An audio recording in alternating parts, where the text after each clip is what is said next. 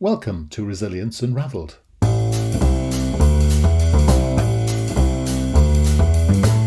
Hi everybody and welcome to Resilience Unravelled, a podcast that examines all aspects of personal and organisational resilience.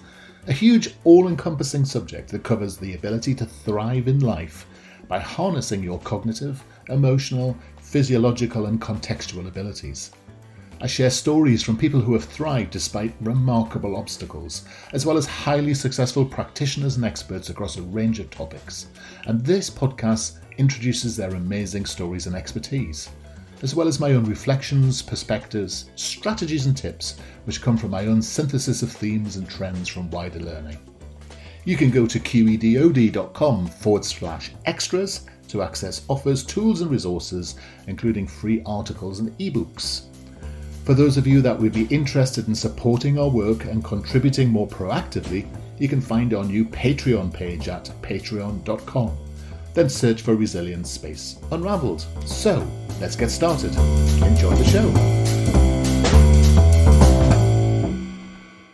So today I'm talking to Helen Barnett. Now, how do I decide, or how can I describe what Helen Barnett does? Let's just say special ops, police. That sounds fantastic. Working with the vets, doing all sorts of groovy stuff. Sounds fantastic. Can't wait to talk to her. So, hello, Helen. Hello there, Russell. How are you? I'm good. And I can tell by your accent, you're in the UK. I definitely am. Yes, I am. Where are you? I'm in the Cotswolds, which is very lovely and sunny and beautiful. Very good. And for all our American listeners, that's somewhere near Shakespeare. It is very near to Shakespeare. It is definitely. I used to have holidays when I was a kid in a place called Bourton-on-the-Water, which is the most expensive place in the countryside. That must be near you, isn't it? Yeah, with the little stream running through it and the miniature village. Yes. It doesn't have anything in it. Yeah. Who'd have thought? We're almost neighbours. Yeah. Well, anyway, lovely to spend time with you today, Helen. I know you've got a fascinating story, so I'm really looking forward to chatting to you about all that and the lessons you've learned and things that you've got to talk to us about. So first of all, how do you describe what it is you do? Well, I'm a retired police officer and I retired in 1996, which is a long time ago now. But really, my story is in two parts, really, from when I was serving in the police and the things that happened to me. But how I've come about to be where I am now was sort of a change in the last 10 months, really, Russell. And it's kind of my life went in a direction that I never really expected it to go. Perfect. Now, you've already got me intrigued, so tell me about the police thing, because that sounds fascinating. Yeah, so going back quite a few years now, really, a lifetime, really.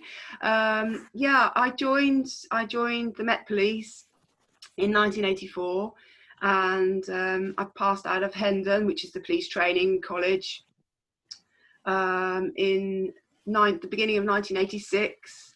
I passed out as top student, much to my surprise. Hey, congrats. And I went to North London. It was a time, quite a troubled time. It was, I don't know whether people will remember, but it was after the Tottenham riots when PC Keith Blakelot had been killed. So it was quite a steep learning curve from somebody from a little village in the Cotswolds, and I was just 19. So, wow. It was a real steep learning curve. Yeah, and I was just a relief officer, doing ordinary calls, and just my career was going along sort of fairly nicely. I'd got married and had got a young son, and really sort of one of the first traumas that happened to me happened, and I could start talking about that if you'd like to. That's was a turning point, really, in my life. So it was 2nd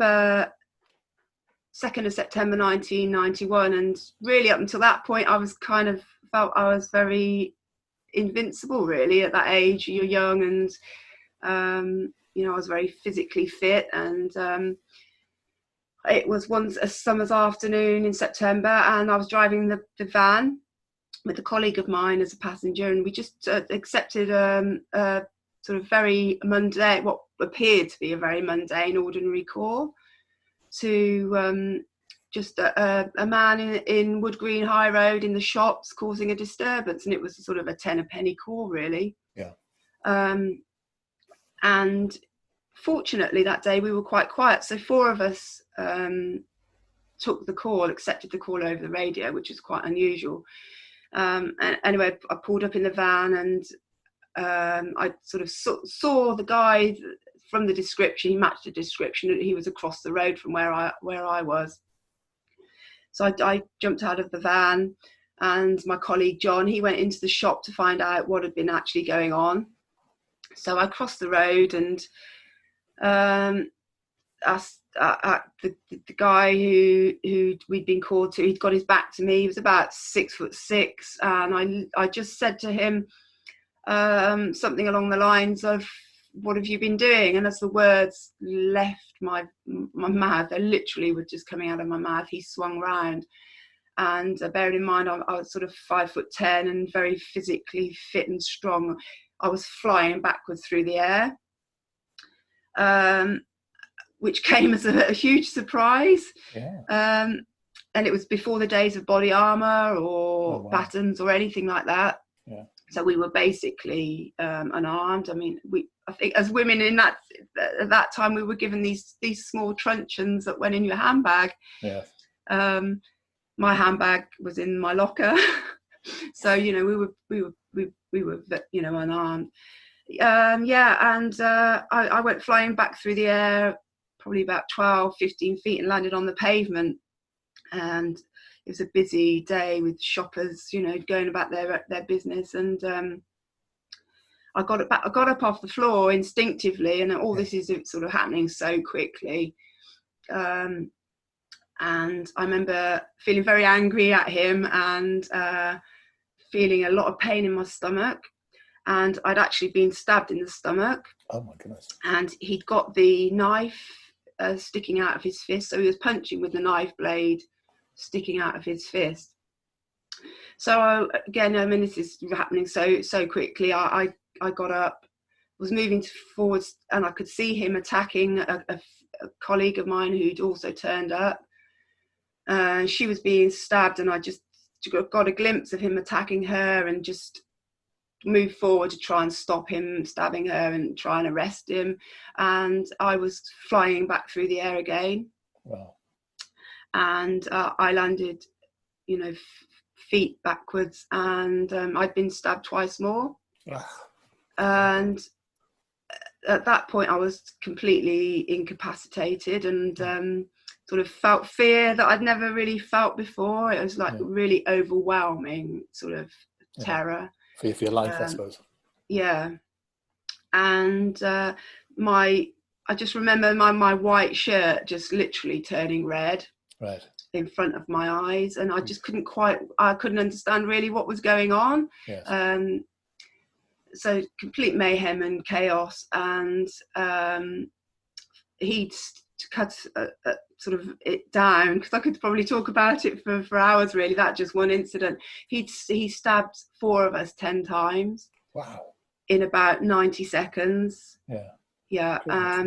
And ironically, he was a mental health patient, and he'd not been taking his medication. So, and his 2 phobias were police officers, right, and women. And unfortunately for him, 3 women police officers turned up and a male police officer. So it was kind of for him, perfect storm. Yeah, his worst case scenario. Yeah. So. We were all transported off to hospital, and it was quick. It was very high profile at the time, particularly three women police officers. Back in 1991, it was quite unusual, and there's a lot of media coverage, and it hit all the newspapers and television, and. So sort of in a nutshell, that was that incident. And really it was at a time when stress and trauma just weren't subjects that were even on the radar. Yes. In fact, probably stress within the police service was a real sort of taboo subject, and a sign of weakness, really. Yes. So I recovered reasonably well from my injuries, and there was nothing sort of majorly sort of long lasting. But obviously, the traumatic side of it wasn't something that I considered, but clearly I was traumatized. Well, the thing is, in those days, the cure was always, if you'd fallen off the horse, you just have to get back on it again. So I'm supposing that you just have to get back out on the beat and start going it again without any sort of form of what we would call support these days. Yeah, absolutely, Russell. That's exactly how it was. I mean, I went back to being a mum to a 10-month-old toddler. My marriage started sort of breaking down, but I didn't really understand why. Yeah. I in the months sort of after this, I became bulimic. There's all sort of things that were going on that I didn't really understand, and I didn't really connect to that incident, because you had to be sort of fairly robust and resilient character to be in the police. Why would you connect it? Because we didn't know about those things in those days. It wasn't as if there wasn't willful neglect or anything at that stage. It was pure ignorance, in a sense, wasn't it? Or lack of knowledge is a better word. Yeah, absolutely. And there's no blame attached to anything about how we were treated, because people did the best that they could, and like you said quite rightly, you just literally got back on the horse, and that's what we did a few months. When my physical injuries were better, and that's what I wanted to do as well, but I remember sort of putting on my uniform again was really quite difficult. I bet. And but fortunately I worked with a lot of really good people, and I went back to the scene of the incident and things like that. So and I think I did cope relatively well, considering what had happened. Yes. And just my career sort of carried on, and so I'm guessing as a police person, the word trauma is massively convoluted with context now, isn't it? We use trauma a lot, but I guess that you're actually coping with a high degree of hostility, aggression, conflict. That's a regular part of your job. Do you find that you become more skilled at dealing with it? Or do you find that you become more skilled at coping with it? Do you know what I mean by the difference between those two things? Yeah, I do. I think I became both, in actual fact. You're more skilled in dealing with that type of character, and that coming across people like that, and obviously the more you do, the more skilled at it you get. And I think I got a very sort of calm personality, and I really did try to treat everybody nicely as you could. Yes. I really did, and it generally worked. And I guess you coping with it. That's a really good question, because I think you're coping with it because it's just your daily job, but maybe the build up of these things, in hindsight, you just park them away somewhere, but they are stored there.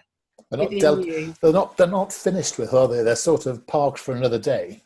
Yeah.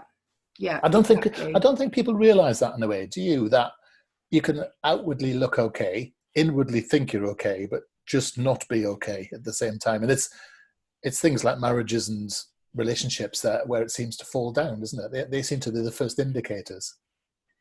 Yeah, absolutely. And my husband at the time, he'd been involved. He'd been attacked on the Boardwalk Farm riots with an axe. So wow. There was that element that we were both, in trouble, really. Yeah. So from the nature of the job.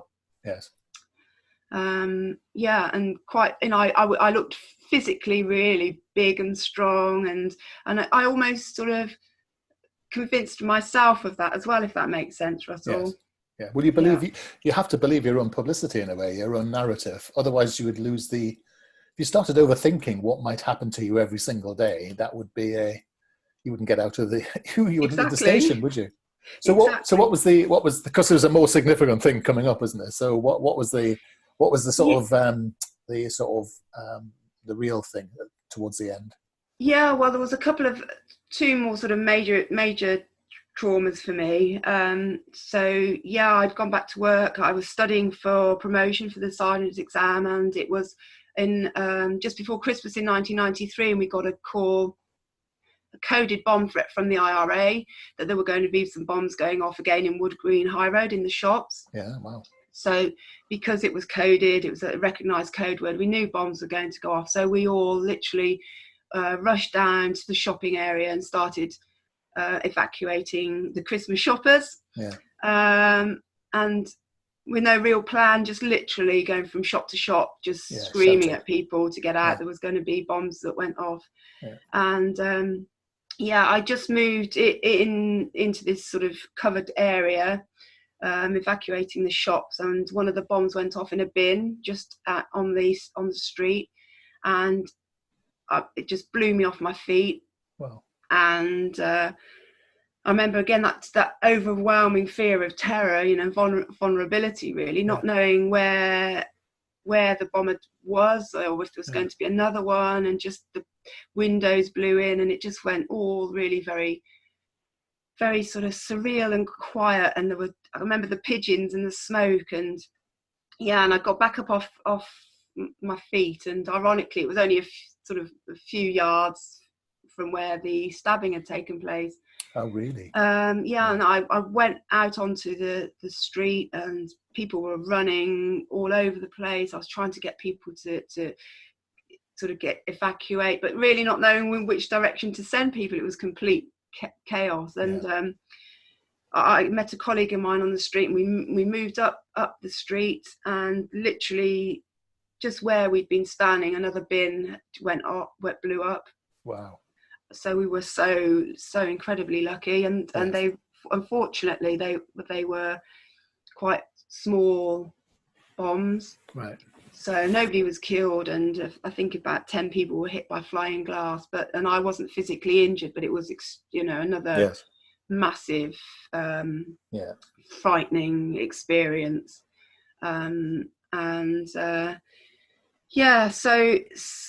So again, we just, after the incident, we just literally went home to our families, and that was pretty much it. Again, as far as any.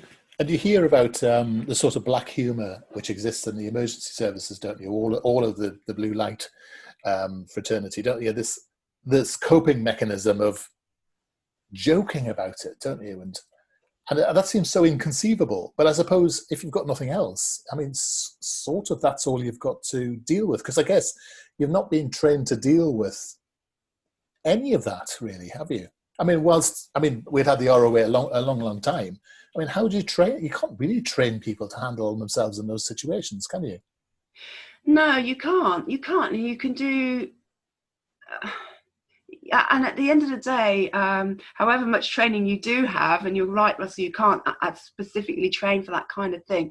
You're a human being underneath that uniform, so you've got all the normal, psychological, physiological reactions that anybody would have. It's just your job to sort of face those feelings and fears and overcome them, because you've got a job to do. Yes. But yeah, that was looking back, that was another sort of really traumatic thing. And I just literally went back to being a mum, studying. I passed my sergeant's exam, and just sort of went on. And I suppose in today's terms we'll be talking about that as being resilience or grit, but actually it wasn't. It was the reverse of those things, wasn't it? Because that carrying on wasn't really coming from a healthy place in a way, was it? You were just, were you carrying on, or were you just existing and sort of not drifting, but moving through life, not quite awake or alive. People often describe it like that, don't they? Yeah, that's another really good question, actually. And I think really good point. I think it's like almost I felt, and again this is in hindsight, I wasn't aware of this at the time, but I think probably a bit like being on a bit of a treadmill. Yes. That you just literally are on it and you can't get off. And I'd got a job, I'd got a young son. It was my source of income. It was, as far as I was concerned, it was my career for 30 years. So, yes. That was this sort of psyche of how you had to be in a way. You just had to try and crack on. But as you quite rightly said, it probably wasn't in a healthy way. Yeah. But so you've been knifed, you've been blown up, but that wasn't the end of it, was it? No. So the following year, I decided that I'd go for the armed response vehicle unit within the firearms department, which was a really new concept, and they'd never had women doing it before. So I joined the firearms department. I laugh because it's you wonder why really now looking back, but my track record. Yes. So I was. I wasn't going to say that. But I was the first ever mother to join the armed response vehicles, and I think I was the third woman to join. So it was very unusual. Yeah. And and I passed all the courses, passed my advanced driving course. I was driving the armed response vehicles. Which leads me on to sort of the final, what I'd call sort of probably the nail in the coffin really, was Boxing Day 1994, and we got a call from the local unarmed police to a domestic incident that had gone wrong, and the suspect, he'd taken his daughter, who was a toddler, from the address, and he'd got a gun. So we'd been called to back up the local police to try and find him and hopefully deal with it, and so nobody else came to harm. So we arrived in North London, and me and a colleague went to the address where we thought this chap was holed up with the daughter, and had a look at the address, the front door, and just with a view that we were all going to go back and hopefully talk him out of the address peacefully, and that would be the end of it. So we'd been to look at the address. We've gone back to our colleagues who were all forming up in a side road about a quarter of a mile away from the address. And I remember standing at the back of the police car thinking, I must get my body armour on. We were all tired. It was the end of the shift. I just wanted to go home. All these sort of mundane thoughts were going through my head. And literally it just exploded into this just frenzy of violence that just, again, happened so quickly, faster than I can sort of tell you what happened. But I heard a voice, a colleague shout, "That's him." And I looked up from the back of the car, and a few feet away from me I could see our suspect had walked into the entrance to the junction of the road where we'd all formed up. And there he is with the pushchair, and literally in a blink of an eye you had to react.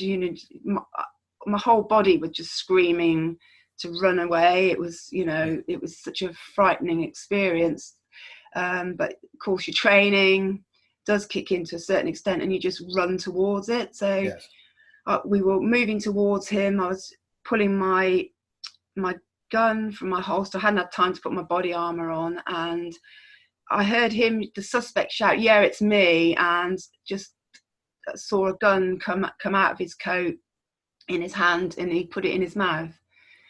And this is happening so quickly, and as I'm bringing my gun up, thinking, is he going to shoot himself? The gun, his arm was outstretched, and he let off a shot, and I was shot. And all I remember hearing was this bang, seeing smoke, and it was just like being hit by a truck. Yes. And there was no pain, but I just knew instantly that I'd been shot, Yeah. and it was just complete chaos. There was a bus stop of people behind him, and my colleagues were firing at him, but there was the toddler in the pushchair that my colleague Nick, was trying to keep out of harm's way. It was just absolutely chaos, but I just completely shut down and didn't sort of hear any of these, Yes. the other shots or anything. And I remember dropping down onto one knee, and once the danger had subsided, which was seconds, and he'd been shot by my colleagues, I managed to sort of crawl behind one of the police cars and lay on the floor, and that's when the pain kicked in. Yeah, so again, in a nutshell, that's kind of that incident. And I'd been shot. I was tended to by my colleagues, and there was somebody I knew from a few years back, and he sort of looked down at me when I was on the floor and said, "Oh God, not you again." We sort of had this, you say about the dark black sense of humour. I sort of looked up at him and said, "Oh God, not me again. What's going on?"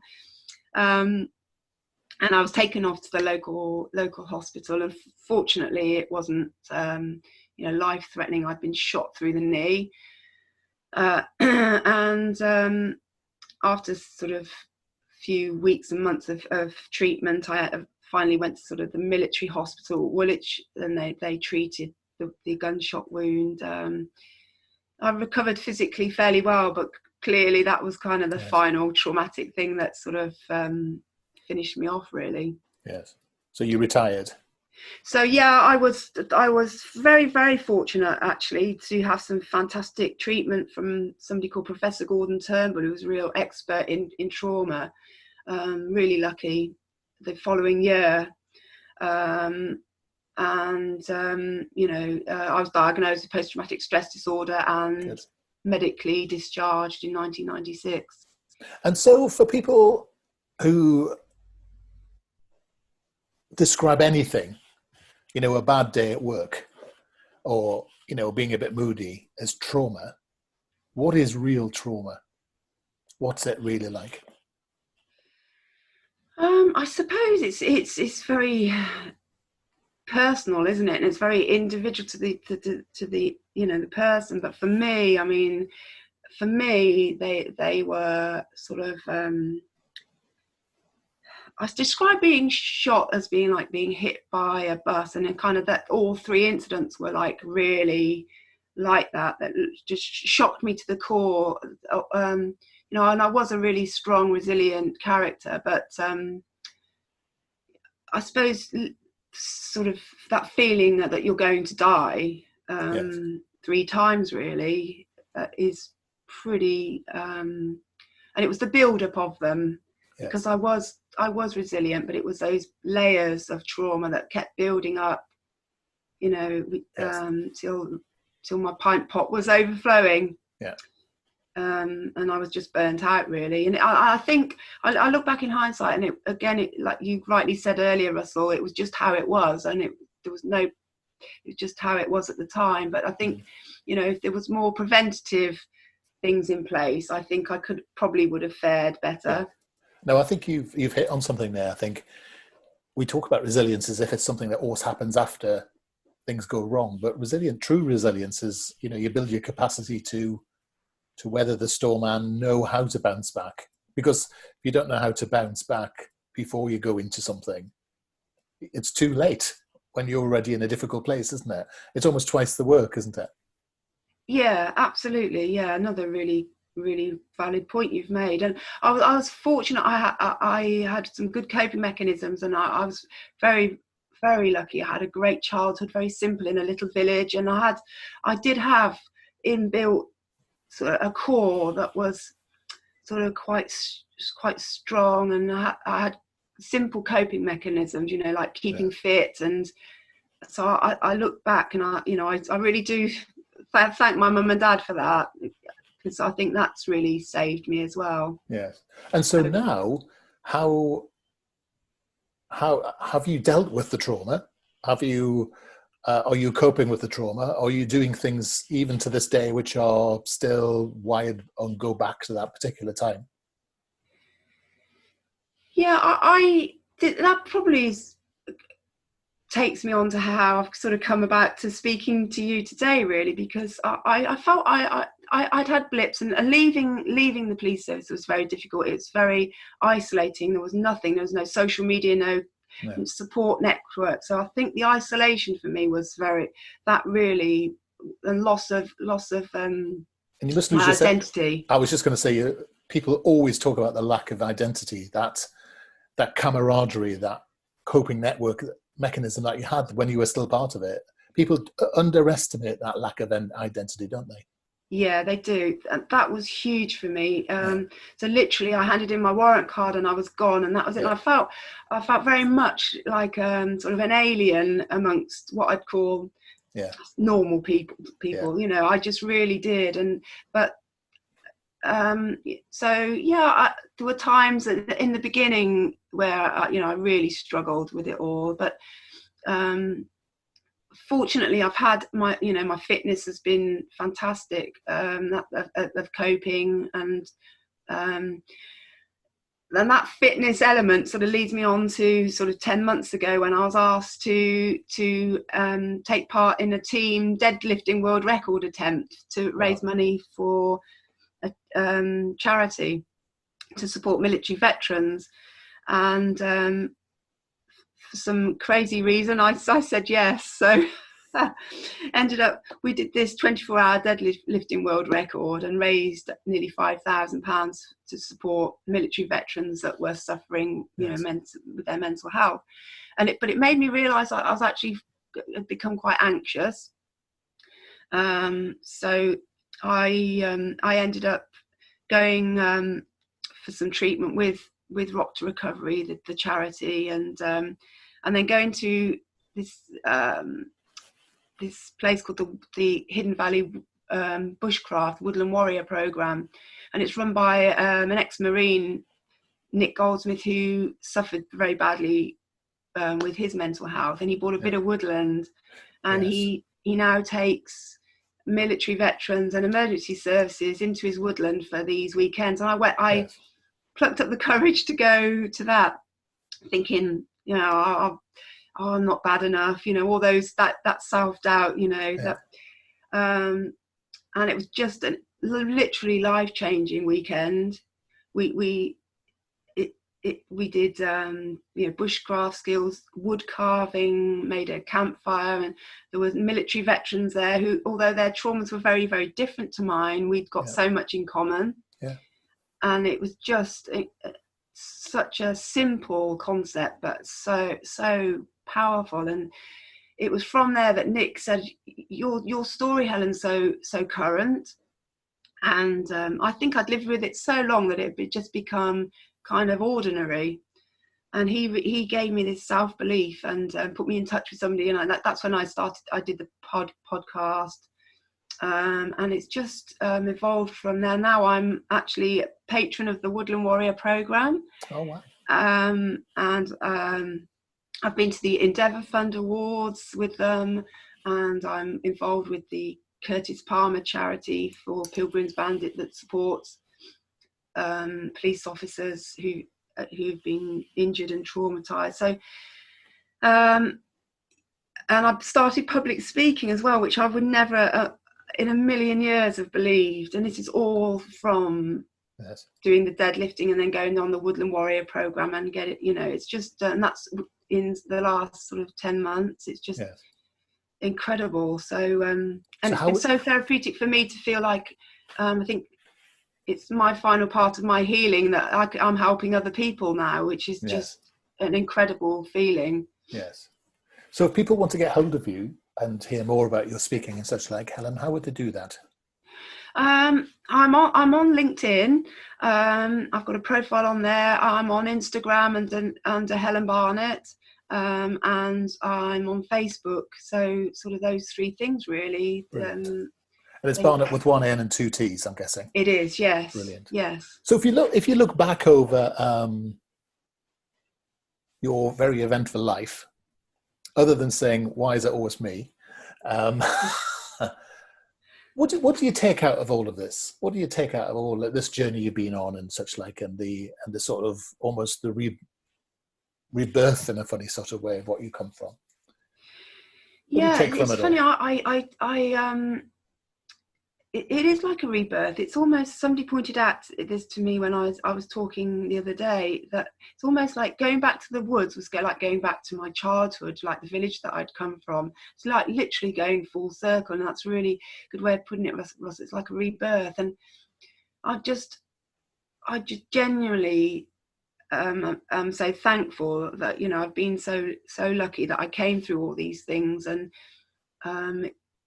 you know, you can get through anything, and it's just so amazing that hopefully this will carry on, and I can do a lot of good from telling my story, you know, to help others, and you know, to help me as well. So it's, you know, that feeling that, and it is such a current issue, you know, it's so, there is so much more help out there now, so much more conversation about it, but I do think, you know, there is so much more that we can still do, and I hope by sharing my story that will help in a small way, because it's important to have role models for people who have come through it but have also had that human thing of not being able to cope with it. Because actually, you know, the thing I was figuring out was actually you've done this thing where it was sort of beating you, and you had to almost re-identify, you had to recreate yourself. I think that was where I was coming from.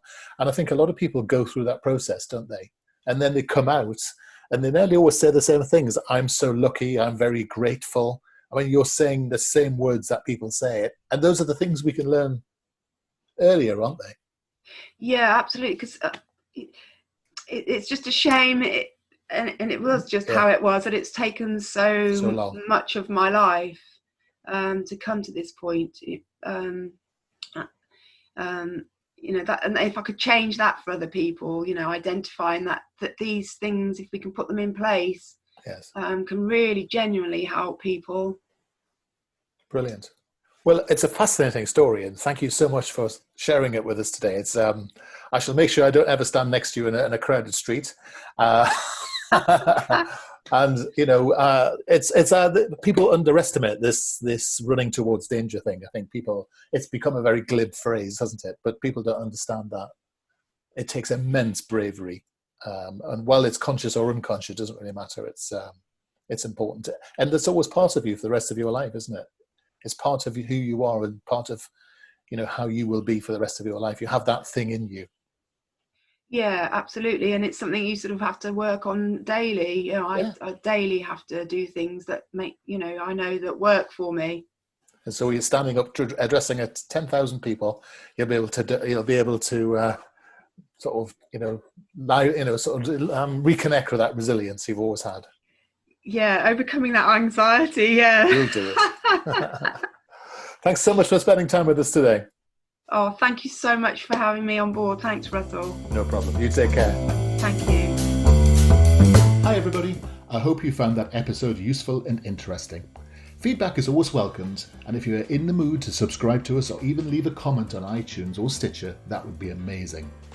If you want to suggest ideas or even people you would like me to interview, then reach out to us at qedod.com/contact. As I said earlier, you can go to qedod.com/podcasts for show notes or follow the links. And you can go to qedod.com/extras to access offers, tools and resources, including free articles and ebooks. For those of you that would be interested in supporting our work and contributing more proactively, you can find our new Patreon page at patreon.com. Then search for Resilience Unravelled.